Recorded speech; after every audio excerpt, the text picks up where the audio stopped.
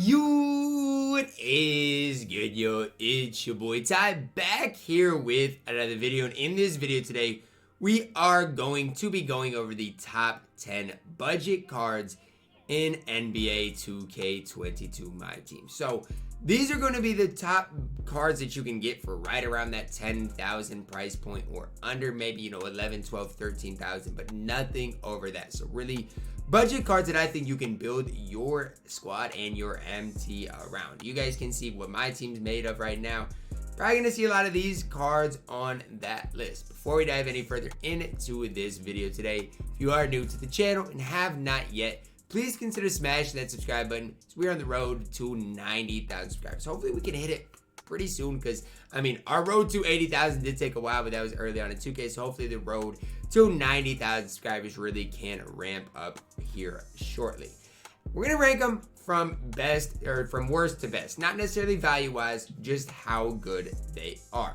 Starting at number 10, Amethyst Eddie Jones, a card who I still to this day think if you are on current gen and badge him out, he is one of the best shooting guards in all of the game. Now, next gen he's still really good, just not quite as good. You got to realize though, Eddie Jones is like 2,000 MT. Used to be like 11,000 MT. That's probably why you don't see him on my account right now, on this account. But for 2,000 MT, you're getting a card that can compete on both ends of the court. Jump shot 31, I do believe 93 ball, 85 driving dunk, good ball handle, great steal perimeter. The interior defense, yes, he does leave a little to be desired, but the Hall of Fame interceptor is a really important badge as well. Really, what I like about Eddie Jones is you don't have to apply that many badges to him. Base card has 43 base badges, which is just absolutely incredible. You combine that with the 2,000 MT that he's going for, as good as he is at this shooting guard position, he's an absolute steal for that price tag. Going to be one of the cheapest players you see on this list. At number 9, a guy who is a little more expensive, a guy I kind of like decently, is the Diamond Kyle Kuzma. He's went way down in price recently, and deservedly so. But for 4,000 MT, he's still a really, really solid card. 6'9", 83 3 ball, decent enough release, 80 driving dunk, good ball handle, defensively just an all-around decent player. Rebounder really solid. The problem is 82 speed. Another problem is you can't apply badges, and he only has 33 base badges. Corner specialist, box, rebound chaser, post stick, hustler on Hall of Fame. Plenty of other gold badges, but he does lack quite a bit. Especially in the playmaking kind of category. Dude doesn't have too much. Defensively, he's okay. But let me ask you guys this. Do you guys see every defensive badge that you would want? Probably not, because I don't even think I see clamps on this Kyle Kuzma card. So just something to think about with these Evo cards, because there's going to be more New Year's resolution cards on this list, is the fact that you can't apply badges. Now, budget cards, you usually don't apply badges anyways, but only having 33 base badges does hurt the card. A card who is very similar to Kyle Kuzma, but just a card I like a little bit more, is Aaron Gordon. Now, the reason Aaron Gordon is so cheap is because he was available on triple threat boards. Now, we have seen his price go up a little bit, right? He was, under 4,000 MT definitely.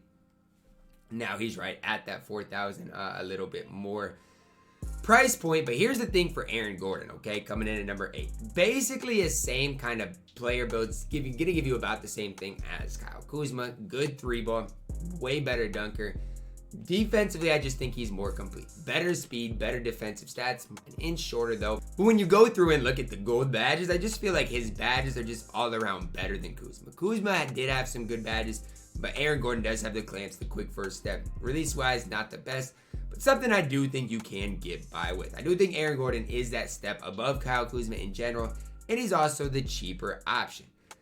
At number 7, we're going to plug in a guy that is a small forward. You cannot, you probably could play him at power forward, but I think at heart, Mikal Bridges is definitely way better at the small forward position. For 2,000 MT again, he's a card that is similar to Eddie Jones. They came out nearly the same time, that I've just been so high on for the longest time. Why? They both have really similar, or really smooth releases, I should say, and they both do have the Hall of Fame interceptor badge. Is Mikal Bridges going to be able to handle the ball that well? Not great. Is he going to be able to shoot well? Absolutely. Is he going to be able to play incredible defense? Absolutely. Really, it comes down to he's just not going to be that great of a playmaker, but he does what you need him to do. 6'6", Hall of Fame interceptor, defense at a very high rate, has a pretty solid release, and is really, really, really great on that defense end of the court. Another 2000 MT card that is just an absolute steal. Heading into our top 6 now, highlighted by Marcus Smart here at number 6. Marcus Smart is a card that initially when he came out, I was like, okay, people are just gassing this card because he's Marcus Smart. He's a Ruby. Doesn't even have, I mean, what does he have? 1 Hall of Fame badge, like 0 Hall of Famers. He's just not really like that. But then I got to looking at my Marcus Smart and playing with him, and I'm like, wow, this card is actually solid. 6'3". Mine obviously has the diamond shoe, which makes him a little better. The one thing is his ball handle rating isn't super high, but it's not really even that noticeable. What is noticeable is the 80 interior defense is something I absolutely love. 98 lateral quickness. Has a total of 46 badges, which is absolutely immaculate as well. People are still sleeping on this Marcus Smart. Smooth release, good dribble style, really good on the defense end of the court. It's time for people, including my old self, to stop sleeping on Marcus Smart. He is that good in NBA 2K22 MyTEAM. Next guy we're going to plug in here is a Sapphire card, probably the cheapest card on this list. And he's a top 5 talent budget card in the game, right? A card that's under 10,000 MT. Yes, I probably forgot some guys on this list. I know I want you guys to know there's probably some cards on this list that I might have forgot. But Jonathan Isaac is absolutely incredible. For 1,400 MT, you're getting a card who is 6'11", really smooth release, good 3-ball at an 84, can dunk the ball, can handle the ball. He's just an all-around incredible card. The only thing he lacks is badges. That's it. If you want to say Jonathan Isaac isn't good because he just lacks badges, okay, that's fine. I am fine if you want to say he is not good because he lacks badges. But do not say he's not good because his stats aren't good or his player model is not good or his release isn't good. I'm not having that. If you want to say he does lack badges, which he does, that's fine with me. Jonathan Isaac, I think, is a must-have for everybody who did just get the game or anybody who is trying to, you know, really build their squad for a really cheap price. Number 4, similar guy to Jonathan Isaac in a way, is Evan Mobley. Now, they're not that similar, but I think they're kind of similar. Now, here's the similarities between the two, right? Both really good with really good player models. Mobley is 7 feet tall. Both have low 80s 3-ball, you know, and both are just all-around good defenders. Now, Evan Mobley, somebody put Evan Mobley on my point guard the other day, and I've never been more boxed in my life. Jonathan Isaac's going to make more plays.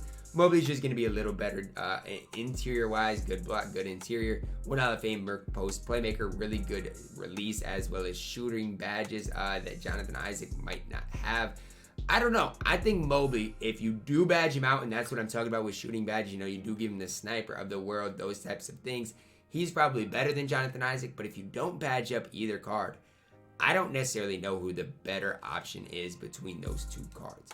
Number 3, a card I had to get rid of, is the Diamond Buddy Hield.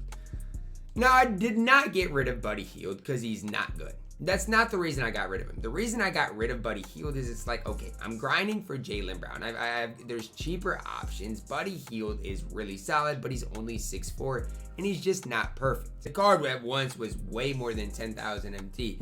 Now for 10,000 MT, you can easily get this Buddy Hield card. I guess I still got him. He's just not in my lineup. But I definitely recommend buying the diamond. It's not worth your stress with the 15 steals or whatever else on Buddy Hield.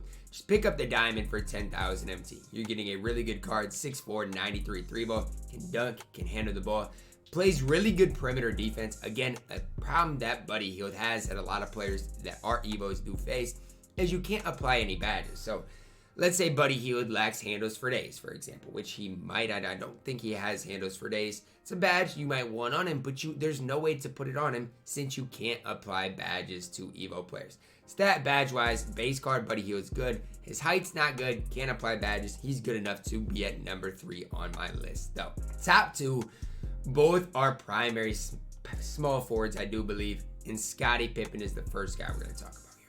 Scottie Pippen, man. Whoever thought that Scottie Pippen would be as good as he is? Not me. Certainly not me.